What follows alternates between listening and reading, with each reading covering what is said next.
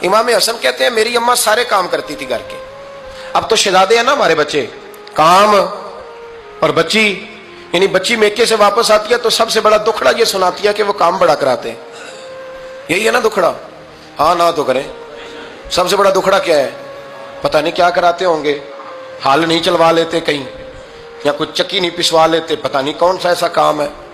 और मैं, आप नाराज ना हो जाना, मैं भी बेटी का बाप हूं, मैं भी बहनों का भाई हूं, मैं भी इस बात को समझता हूं, लेकिन एक बात जहन में रखना कि ये बात नहीं है कोई करने वाली कि सारे बच्ची के माँ बाप जमा होकर पहुंच जाते हैं हमारी बच्ची जी काम बड़े करती है। मसलन क्या करती है, क्या करती है वो?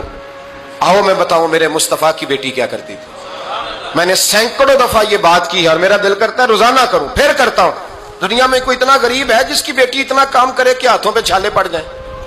है कोई इतना गरीब तो उठ के बताए कि मेरी बेटी ससुराल में इतना काम करती है कि छाले पड़ जाते? मैं दिखाता हूं, मेरे रसूल की शहजादी को छाले पड़ जाते। कच्चा मकान, जनाबे फातिमा जनाबे फिजा की लौंडी थी, उनसे मिट्टी मंगाती और घर में लेपा पोती करती, फिर झाड़ू देती। इमाम हसन और हुसैन के दरमियान पूरे साल का फर्क नहीं, 11 महीने का फर्क। दोनों बच्चों को संभालती। जनाबे अली की वालदा हजरत फातिमा बिनते असद बूढ़ी थी, जनाबे फातिमा वो खोल के नौकरी करती कि हजरत फातिमा बोल पड़ती, हजरत फातिमा बिनते असद बोल पड़ती। कहती बेटे फातिमा मेरा इतना ना ख्याल रखा कर, तेरे अपने भी बच्चे हैं। जनाबे फातिमा फरमाती आप सिर्फ अली की माँ तो नहीं ना, आप मेरी भी तो माँ है ना। यहाँ बीबियां फलसफा बयान करती हैं, वो कहती हैं जी किस हदीस में आया है सास ससुर की खिदमत फर्ज है? मैंने कहा किसी में भी नहीं आया। हम क्या कह रहे हैं, किसी में भी नहीं आया, लेकिन ये तो आया है ना कि शौहर राजी हो तो अल्लाह राजी रहता है। तो अगर शौहर माँ बाप की खिदमत से राजी होता है तो करो खिदमत, इसको तो राजी करना है ना, इस पर तो तवज्जो दो। हजरत फातिमा फिर चक्की पीसती। चक्की चक्की ये आसान जुमला नहीं कह जाते हैं हम, सुन लेते हैं आप। चक्की पीस कर, जौ पीस कर उसका आटा बनाना, फिर बच्चों के लिए खाना पकाना। फिर एक दिन कहने लगे अली आपकी आमदन थोड़ी है, खर्चे ज्यादा, चरखा नहीं ला देते? फातिमा क्या करोगी? फरमाया थोड़ा सा सूद बना लिया करूंगी, तुम बेच आया करना।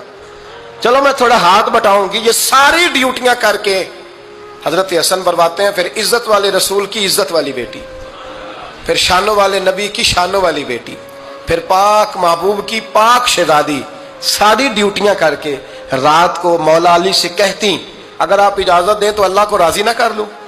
हजरत अली फरमाते फातिमा जैसे दिल करे। तो इमाम हसन कहते हैं फिर मेरी माँ मुसल्ला बिछा लेती, मुसल्ला, और फिर सारी रात वो नमाज पढ़ती, सारी रात।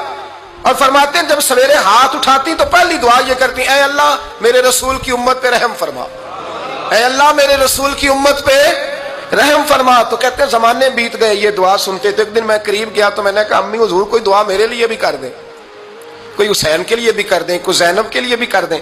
सारी दुआएं उम्मत मुस्तफ़ा उम्मत मुस्तफ़ा उम्मत मुस्तफ़ा।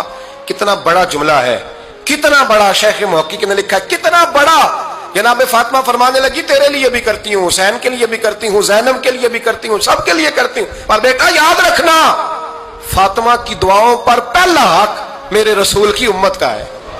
फातिमा की असल में बात बहुत खुशी की सुना दी मैंने आपको, लेकिन आप वहीं सुस्त के सुस्त रह गए। ये किसी आम आदमी की दुआ नहीं, पीर साहब की, दरवेश साहब की रटी रटाई दुआ नहीं, ये सैयदा फातिमा की दुआ है। आपको इतना बड़ा खजाना मिल रहा है और आप समझे नहीं बात को।